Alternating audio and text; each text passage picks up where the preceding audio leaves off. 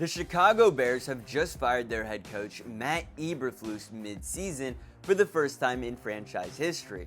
This will be the first season that the Bears head coach in Week 1 isn't the same guy come January, and the Chicago Bears organization has been around for over 100 years. So if there was going to be anybody to accomplish this feat first, of course it was going to be Eberflus. And while I do agree that this was the right move to make, it most certainly will not help the Bears win any more games this season. They currently sit last place in the NFC North with a record of 4-8, while everybody else in the division has 9 wins or more. So I think it's fair to say that the Bears' 2024 campaign is dead in the water. Not only does Matt Eberflus' firing signal the end for the Bears season, but it also continues this long cycle in Chicago Bears history of failing to develop young quarterback talent. And that all really started in 2016, when then head coach John Fox was desperate to save his job. You see, the Bears had just won 3 games the entire season, and so heading into the 2017 draft, in a desperation move, John Fox decides to trade up and select Mitchell Trubisky. And by no means was Mitchell Trubisky the best QB prospect in that draft. In fact, guys like Deshaun Watson and Patrick Mahomes would later go on to be drafted in the first round. Mitchell Trubisky was more of a long-term project, and what that meant is that in his first season he would struggle. The Bears only managed to win 4 games in the 12 games that Trubisky started and ended the season with 5 wins. And because ownership didn't see much improvement from the team, John Fox was then fired. And that meant going into Trubisky's second year, he would have a new head coach. And that new head coach would be Matt Nagy, who was an offensive coordinator who had seen a little bit of success as he was coming from the Kansas City Chiefs. And this move was supposed to change Chicago. And it did for a season. The Bears ended up winning 12 games, and unfortunately, while they did have a great year and Matt Nagy did win Coach of the Year, it wasn't enough because the Bears lost to the double doink against the Philadelphia Eagles. And while things looked to only get better after 2018, they didn't. In fact, the Bears would follow up that 2018 campaign with 3 disappointing years. And in 2021, Matt Nagy was desperate to save his job. So what does he do?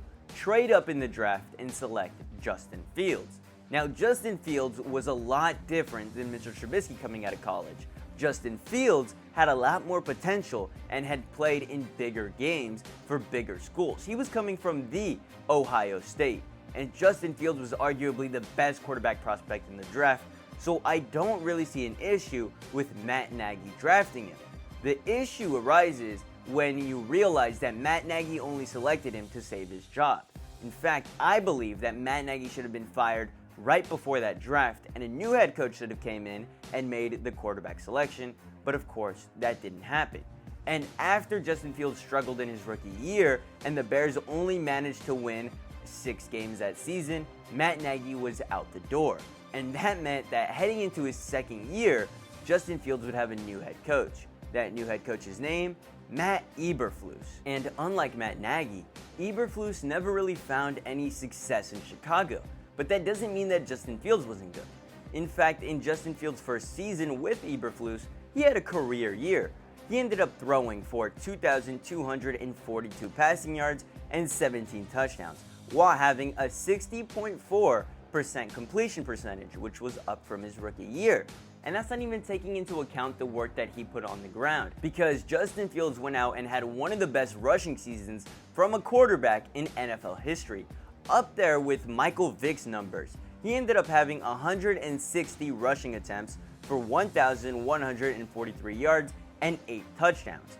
That means that Justin Fields had a combined 25 touchdowns on the season while only throwing 11 interceptions. 2022 was a great year for Justin Fields, and the numbers would have looked even better if he didn't have to deal with any injuries. Unfortunately, Justin Fields didn't improve enough in his third season for the Bears to rationalize keeping him around for the long term. And it didn't help that the Bears ended up landing the first overall pick in a trade that they made with the Carolina Panthers the year prior. And what this meant, that in a desperation move to save his job, Matt Eberflus went out and selected Caleb Williams with the first overall pick.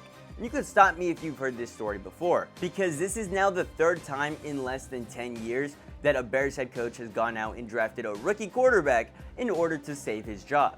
And time again, this method never works. I could have told you how Matt Eberflus' story was going to end in Chicago months ago. But apparently, the Chicago Bears love to repeat the same mistakes over and over again, because Caleb Williams will be heading into his second season with a third new head coach. Because for the rest of the year, Thomas Brown will be the interim head coach.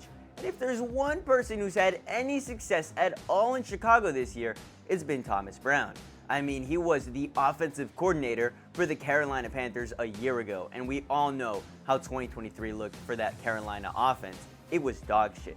But then he gets hired to be the Bears passing game coordinator. And a few games into this season, the Bears fired their newly hired offensive coordinator. So now, Thomas Brown is the interim offensive coordinator.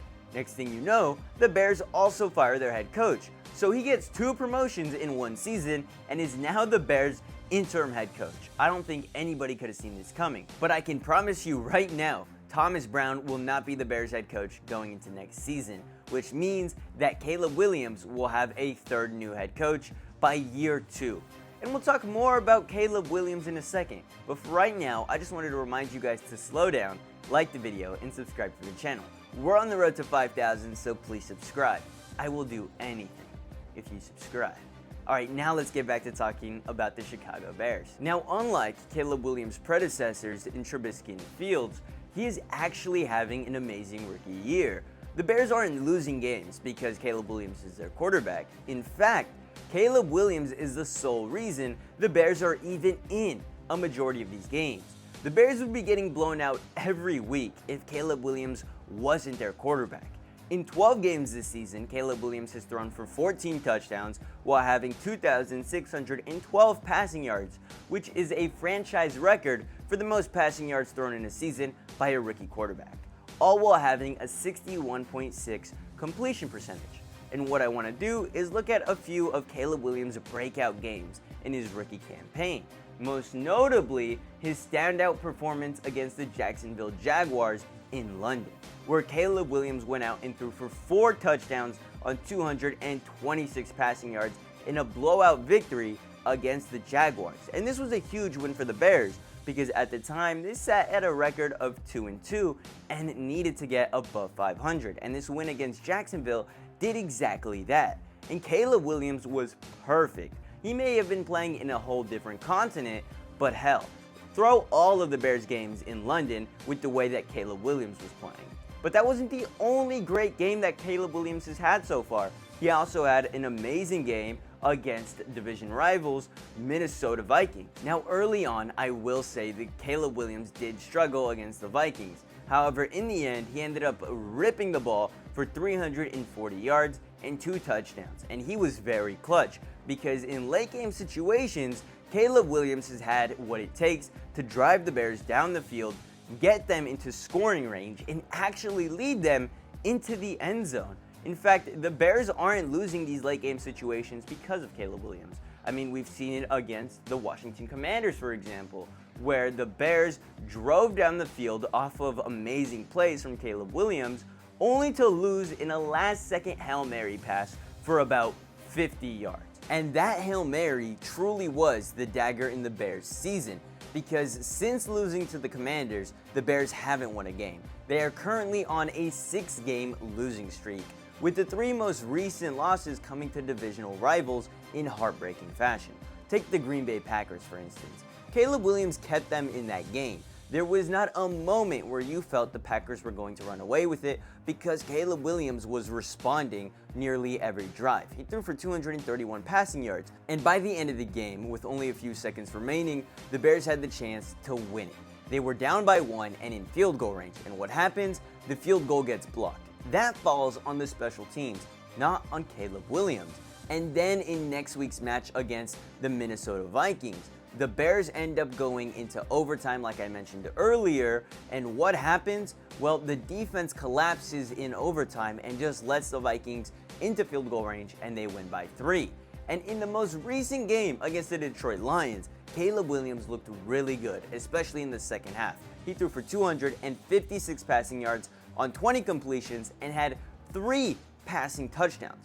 Caleb Williams was amazing, but the reason that the Bears lost was because of their coaching. You see, the Bears had 30 seconds left to win this game. They had one timeout. They were past the 50, and what happens? Matt Eberflus mismanages the timeout, decides not to use it, and the Bears will run out of time and lose a big game against the Detroit Lions. And that is what got Matt Eberflus fired.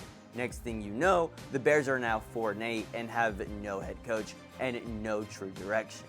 But anyway, that's about it for this video. Really just wanted to cover the Bears' struggles and the fact that they are never going to be able to develop a QB unless offensive coordinator Ben Johnson for the Detroit Lions becomes the next Bears head coach. Would love for that to be the case. Or the Bears get Bill Belichick or Pete Carroll.